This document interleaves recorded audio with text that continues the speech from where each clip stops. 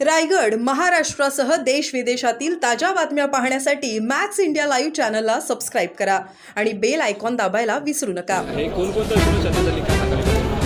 पहिली जी दिशा कमिटीची बैठक आहे आज दिशा कमिटीचा अध्यक्ष म्हणून आढळले दोन्हीचा अध्यक्ष बाळामामा म्हात्रे त्याचबरोबर नरेश मस्के जे देखील उपस्थित होते, बाकी आमदार उपस्थित होते, सगळे अधिकारी उपस्थित होते महानगरपालिकेचे ग्रामीण भागाचे। ज्या योजना या देशाचे यशस्वी प्रधानमंत्री नरेंद्र मोदी साहेबांच्या नेतृत्वाखाली प्रत्येक जिल्ह्यामध्ये राबवल्या गेल्या पाहिजे त्याचा सविस्तर आढावा इथे घेण्यात आला। प्रधानमंत्री आवास योजना असेल, अमृत योजना असेल, स्वच्छ भारत अभियान असेल, अशा वेगवेगळ्या योजना, स्मार्ट सिटी मिशन असेल, या वेगवेगळ्या योजना त्याचा आढावा इथे आम्ही घेतला। आज खास करून शहरी भागाचा आढावा, सगळ्या महापालिकांमध्ये कशा प्रकारे योजना सुरू आहेत, उद्दिष्ट आहेत। सगळ्या महानगरपालिकांना मी एक सांगितलं आहे की बाबा प्रधानमंत्री आवास योजनेवरती जास्तीत जास्त आपण भर द्या। काही महानगरपालिकेचं म्हणणं होतं की आमच्याकडे जागा नाही, तर जागा कशा उपलब्ध होतील याच्यासाठी समन्वय करण्याचं काम जे आहे ते आम्ही करू कमिटी म्हणून राज्य सरकारकडे आणि केंद्र सरकारकडे। पण जे लक्ष आहे की प्रत्येकाला घर जे मिळालंच पाहिजे हे प्रधानमंत्री आवास योजनेच्या माध्यमाने कसं पूर्ण होईल आणि प्रत्येक महानगरपालिकेमध्ये कसं ते उद्दिष्ट पूर्ण होईल याच्यासाठी येणाऱ्या काळामध्ये आमचा भर असेल। त्याचबरोबर स्वच्छ भारत अभियानाच्या अंतर्गत सगळी शहरं जी आहेत ती स्वच्छ झाली पाहिजे। सगळ्या शहरांमधले डम्पिंग ग्राउंड जे आहेत जिथे मोठे मोठे डोंगर तयार झाले ते डम्पिंग ग्राउंड, मोठे मोठे डोंगर जे आहेत ते बंद झाले पाहिजे, याचं उद्दिष्ट देखील येणाऱ्या काळामध्ये असेल। आणि त्याचबरोबर स्मार्ट सिटी मिशन अंतर्गत वेगवेगळा निधी, मोठ्या प्रमाणात निधी शहराला येतोय, तो देखील चांगल्या प्रकारे युटिलाइज होतोय की नाही याचा देखील आढावा घेण्यात आला।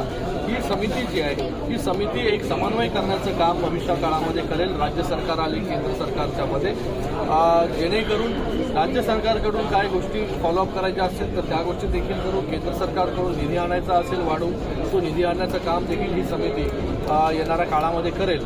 म्हणजे एक टीमवर्क म्हणून आम्हाला इथे काम करायचं आहे। तेच मी आज माझ्या पहिल्या बैठकीमध्ये सगळ्यांना सूचना केल्या की प्रत्येकाने जे उद्दिष्ट आहे, ज्या योजना आहेत, 43पेक्षा जास्त योजना ज्या आहेत त्या केंद्र सरकारच्या आहेत, त्या योजना प्रत्येक घटकापर्यंत पोहोचल्या पाहिजे, प्रत्येक व्यक्तीपर्यंत पोहोचल्या पाहिजे, प्रत्येक बेनिफिशरीपर्यंत पोहोचल्या पाहिजे। याच्यासाठी ज्या काही गोष्टी करायच्या आहेत त्या प्रत्येक गोष्टी ज्या आहेत प्रत्येक अधिकाऱ्यांनी, कार्यकर्त्याच्या पदाधिकाऱ्यांनी केलं पाहिजे आणि जेणेकरून ह्या प्रत्येक सगळ्या योजना लोकांपर्यंत पोहोचतील। तर मला वाटतं आतापर्यंत ठाणे जिल्ह्यामध्ये बहुतेक योजना ज्या आहेत या तळागाळापर्यंत पोहोचलेल्या आहेत।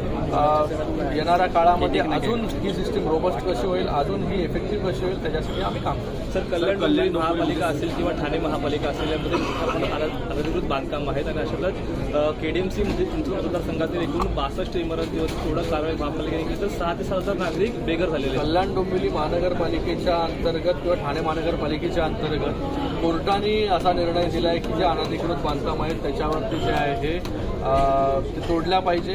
आणि मला वाटतं की लोक जी आहेत आता बिल्डरांनी बिल्डिंग्स बांधले, लोक बिचारे येऊन तिथे राहिले, आता त्याच्यामध्ये काय मार्ग काढता येईल त्याच्यासाठी आम्ही काम करतोय लोकप्रतिनिधी म्हणून। इतक्या मोठ्या प्रमाणामध्ये लोक जी आहेत ती बेघर झाले, हजारो लोक बेघर होऊन त्यांना वेगळ्या ठिकाणी एवढ्या शॉर्ट नोटीसवरती कसं पोचता येईल तो देखील एक मोठा प्रश्न आहे। पण त्याच्यासाठी कोणावरही अन्याय होणार नाही याच्यासाठी कुठला मधला मार्ग आहे तो जो आहे हा आम्ही काढण्याचा प्रयत्न करू। सर, एकनाथ शिंदेसह अनेक खासदार आमदार जे आहेत ते कुंभमेळ्याकरता जाणार आहेत फेब्रुवारीच्या एंडिंगपर्यंत, अशा प्रकारची तयारी कशापासून नियोजन असणार आहे? मला वाटतं आता त्याची तयारी वगैरे आता सुरू आहे, जेव्हा जाणार असेल तेव्हा तुम्हाला नक्कीच कळवू। सर, जे आजपर्यंत झालेलं नाही आहे कोणीच, त्याच्यावरती महानगरपालिका असेल, कोर्ट असेल आणि त्याचबरोबर त्या लोकांबरोबर समन्वय साधून कशा प्रकारे त्या लोकांना न्याय मिळेल याच्यासाठी कोणीही बेघर होता कामा नये। आम्ही जेव्हा रस्ता वाईडनिंग करतो तेव्हा देखील लोकांना मोबदल्यामध्ये घर देतो, मोबदला देतो। तर हे तर 6500 लोक आहेत, हे 6500 लोकांना कशा प्रकारे बेघर होण्यापासून वाचवता येईल याच्यासाठी जे आहे, कारण की बिल्डरांनी घरं बांधून झाले, बिल्डर जे आहेत ते आता फरार झाले आणि लोक जे आहेत ते त्याच्यामध्ये अडकलेले आहेत, लोकांवरती हा कठीण प्रसंग आलेला आहे। तर या सगळ्या लोकांना देखील कशा प्रकारे त्याच्यातून मार्ग काढता येईल, किती लोक किती वर्षापासून राहत आहेत त्याचा देखील अभ्यास जो आहे तो महानगरपालिका करते। सर काढलेल्यामुळे कुठे आमदारमध्ये देखील नाराजी कुठेतरी दिसून येते. तुम्हाला कोणी म्हणालंय का असं? कुठला आमदार येऊन म्हणाला, कुठला मंत्री येऊन म्हणाला? मला वाटतं आपणच न्यूज लावता हे नाराज आहे, ते नाराज आहे.